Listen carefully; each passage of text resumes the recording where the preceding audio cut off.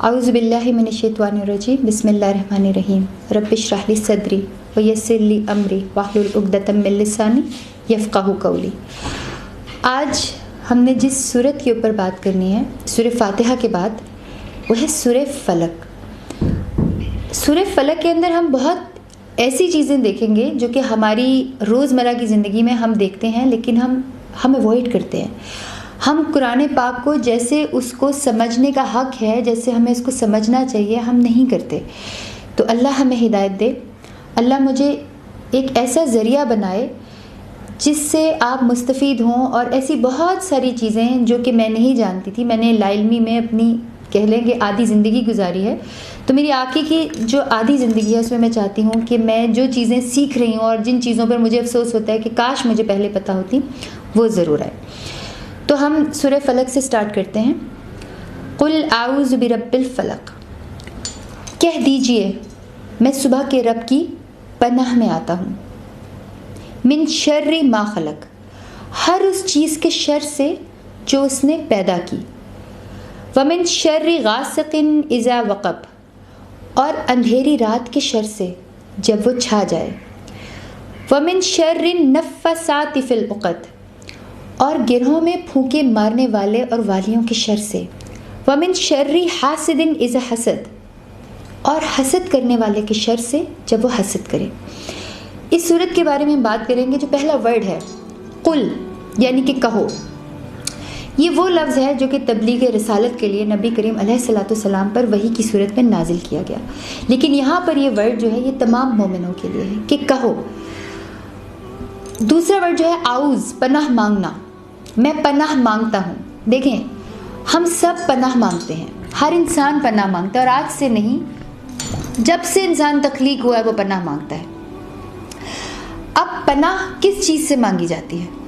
धूप से, बारिश से, सर्दी से, मूज़ी जानवरों से, भूख से, अफलास से, दुश्मनों के हमले से, गोलियों से।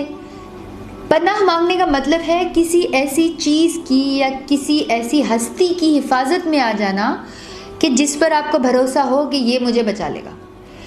तो पनाह मांगना जो है हमारी तौहीद का एक अहम जुज़्व है कि हमें अल्लाह की पनाह चाहिए। अकीदा तौहीद की सबसे बड़ी जो लाजमी चीज़ है ना, वो ये है कि पनाह मांगनी है ना तो सिर्फ अल्लाह की मांगनी है। क्योंकि आपको पता है कि ज़माना जहालियत से आज तक लोग जो है देवियों की पनाह मांगते हैं, देवताओं की मांगते हैं, जिनों से पनाह मांगते हैं। अब जिनों का मैं आपको बताती हूँ कि मुशरिकीन अरब जब पहले ट्रैवल करते थे ना, वो किसी भी वीरान सुनसान जगह पर जाते थे तो सबसे पहले उनमें से एक बड़ा बंदा वहाँ पर जाता था और ज़ोर से बोलता था कि हम इस वादी के रब यानी कि जन्नात की पनाह मांगते हैं। तो वो जिनों की पनाह मांगता था। उन बेवकूफ़ों को ये नहीं पता था कि पनाह देने वाला, जिनों को बनाने वाला तो सिर्फ अल्लाह की ज़ात है। हम किसी भी इंसान पर, किसी भी बिल्डिंग पर, किसी भी ज़मीन के टुकड़े के ऊपर, किसी भी जानवर पे भरोसा नहीं कर सकते। हम सिर्फ भरोसा कर सकते हैं अपने रब की ज़ात पर। बहुत सारे ऐसे लोग हैं जो कि क्रिश्चियन भी हैं, हिंदू भी हैं, सिख भी हैं, जो मुझे फॉलो करते हैं। मैं वहाँ पर कोशिश ये करती हूँ कि मैं आपको सारे हवाले दूँ। तो आपने ये देखना है कि जिससे आप पनाह मांग रहे हैं, क्या वो आपको पनाह दे सकता है या वो खुद आपके लिए आपकी पनाह चाहता है। मिसाल के तौर पर आप दुनिया के सबसे बड़े ताकतवर अंडरटेकर, चलो व्हेन ही वाज यंग, उसकी आप एक तस्वीर लगा दें, मोहम्मद अली बॉक्सर की तस्वीर लगा दें, और आप कहें मैं पनाह मांगता हूँ इस तस्वीर से। इस तस्वीर में क्या करना है? कोई आकर तस्वीर जला के चला जाएगा। चलो तस्वीर जोड़े, आप उस पर स्टैचू रख दें सबसे पावरफुल बंदे का, मैं तो इसकी पनाह में। या कोई बंदा आपको मारने के लिए आएगा तो आप कहेंगे स्टैचू मुझे बचा लेगा? नहीं, बचाने वाली ज़ात जो है ना वो ऊपर बैठी है, अल्लाह ताला। इसी तरह मेरे ईसाई भाइयों को मैं एक किस्सा सुनाती हूँ हज़रत मरियम अलैहिस्सलाम का, कि हज़रत मरियम अलैहिस्सलाम के पास जब तन्हाई में फरिश्ता आया तो हज़रत मरियम अलैहिस्सलाम ने पता है क्या कहा? उन्होंने फरमाया, अगर तू खुदा से डरने वाला आदमी है तो मैं तुझसे खुदाए रहमान की पनाह मांगती हूँ। हज़रत मरियम अलैहिस्सलाम ने भी पनाह मांगी तो अल्लाह की। हज़रत नूह अलैहिस्सलाम के साथ भी ऐसे ही हुआ कि जब उन्होंने एक बेजा दुआ की और अल्लाह ताला ने उनको डांट दिया, तो हज़रत नूह अलैहिस्सलाम ने दुआ मांगी कि मेरे रब तेरी पनाह मांगता हूँ इस बात से कि मैं तुझसे ऐसी चीज़ की दरख्वास्त करूँ जिसका मुझे इल्म ही नहीं। इसी तरह हज़रत मूसा अलैहिस्सलाम का भी किस्सा है कि जब उन्होंने बनी इसराइल को कहा कि तुमने, अल्लाह का हुक्म है कि तुम गाय को ज़बह कर दो, तो लोगों ने मजाक उड़ाना शुरू कर दिया, कैसी गाय, किस कलर की, वो लंबा चौड़ा किस्सा है। लेकिन हज़रत मूसा अलैहिस्सलाम ने क्या दुआ की? उन्होंने कहा, मैं खुदा की पनाह मांगता हूँ इस बात से कि मैं जाहिलों जैसी बातें करूँ। तो हमारे अंबिया कराम भी अल्लाह ताला की पनाह चाहते थे। आगे वर्ड है रब्बिल फलक। अब अल्लाह ताला को रब्बिल फलक यानी कि सुबह का रब क्यों कहा? सुबह बहुत ज़रूरी होती है। आप ये समझें कि पूरे एक दिन का खुलासा इनको हो गया, सुबह से नया दिन शुरू हो गया। उसके बाद दूसरी आयत है कि उस चीज़ के शर से जो उसने पैदा की। अब इसके अंदर दो बातें हमें देखनी है। उस चीज़ के शर से जो उसने पैदा की, नाउजुबिल्लाह, अल्लाह का कोई शर नहीं है। अल्लाह की तरफ से हमें हिकमत, भलाई, अच्छी अच्छी चीज़ें मिलती हैं। शर तो उस मखलूक से आता है जो कि अल्लाह ताला ने पैदा की, हमसे आता है शर। अब मेरी एक हमद है, चले मैं आपको सुनाती हूँ। गफूर और रहीम और रहमान तू है, बशर में तो शर है, गुफरान तू है। दिखा अपने जलवे मेरा कल्ब मुर्दा, मूसा से तूर पर हम कलाम तू है। तो हम पनाह मांग सकते हैं अपने रब की बनाई हुई मखलूक से और अंधेरी रात के शर से जब वो छा जाए। गासिक के लग़वी मानी है तारीकी, अंधेरा। अब यह आयत भी बड़ी ज़रूरी है। अब आप ये सोचें कि रात से क्यों पनाह मांगते हैं? 90% क्राइम्स, क्योंकि मैं एक न्यूज़ चैनल से भी वाबस्ता रही हूँ, मुझे आइडिया है 90 से 95% क्राइम्स रात को होते हैं। चाहे वो डकैती हो, चाहे वो चोरी हो, चाहे वो अगवा हो। आप देख रहे हैं कि जनरली ये सारे किस्से रात को हो रहे होते हैं।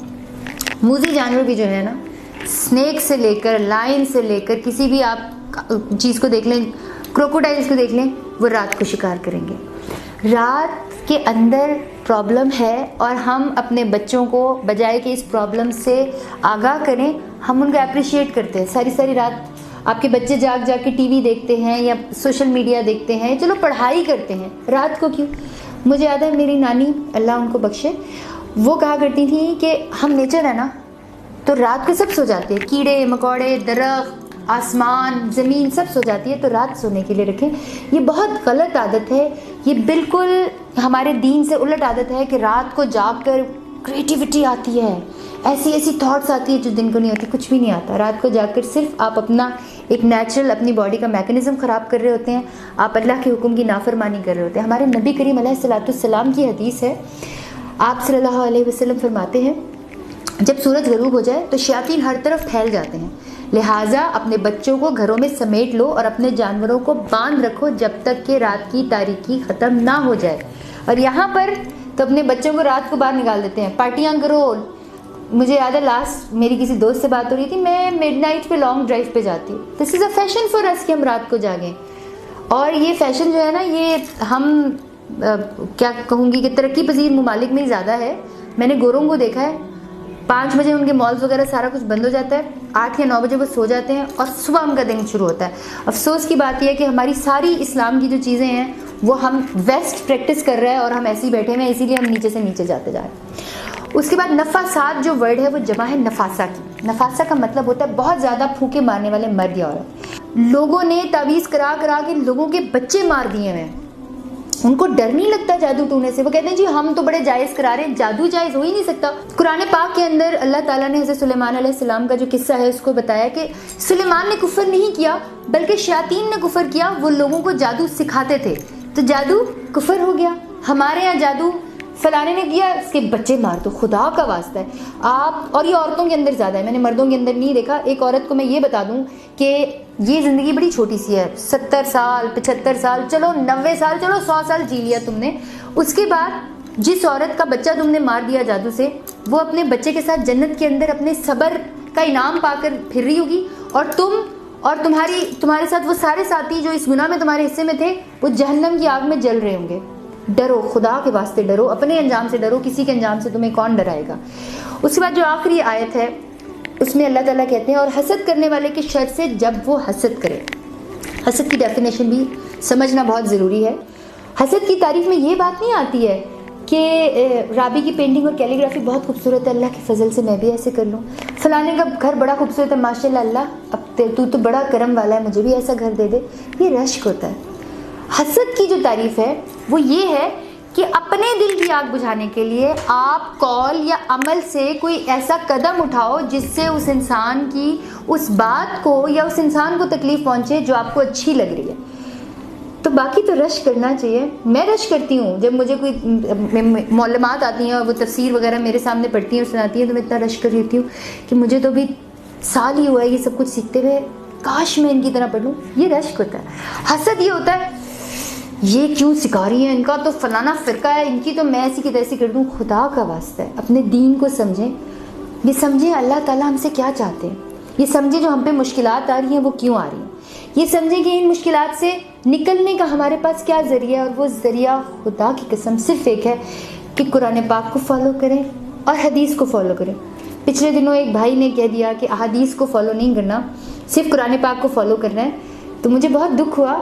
हदीस बहुत ज़रूरी है और हदीस से हमें ज़िंदगी गुजारने का तरीका पता चलता है। तो हम में से किसी को भी, मुझे भी, किसी भी चीज़ के ऊपर फतवा नहीं देना चाहिए। जो लोग राबी पीरज़ादा फाउंडेशन के लिए काम करते हैं या कुरान पाक लिखने के लिए या लोगों की मदद के लिए या जैसे कुरान पाक के अहकामात के लिए काम करते हैं या पोस्ट बनाते हैं, उनको मेरी तरफ से 1 रुपये का फ़ायदा भी नहीं है। वो सिर्फ अल्लाह के लिए काम करते हैं और मेरी दुआओं में है। और आई एम श्योर मेरी टीम को मैं आपको ही बता रही हूँ कि अल्लाह मेरी दुआएं बड़ी कबूल करता है और आप लोग मेरी दुआओं में, अल्लाह आपको इस बात की जज़ा दे और आप और कुरान पाक और अल्लाह के दीन का काम करें।